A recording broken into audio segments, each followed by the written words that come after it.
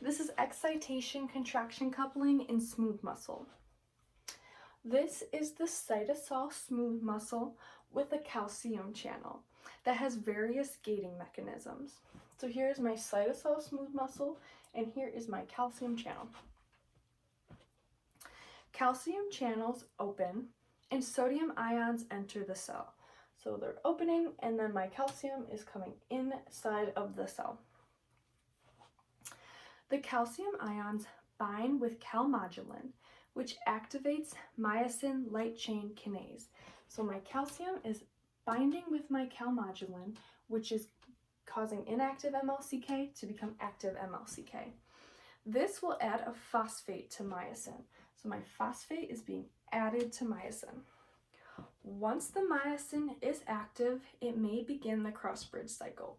So once my phosphate is added to inactive myosin, it becomes active myosin, which can begin the cross-bridge cycle. The myosin phosphate will remove a phosphate. It is constantly being removed from the MLCK. So my myosin phosphate is constantly causing active myosin to become inactive myosin, and so forth. It's a cycle. In order to have contraction, myosin kinase needs to be more active than myosin phosphate. Otherwise, relaxation will occur. So here, MLCK activity always needs to be greater than myosin phosphate activity. Over here, calcium is needed, but if we close the calcium channels, we will need to pump the calcium out against the concentration gradient. So if we close this, we will have to pump it out because of over the concentration gradient.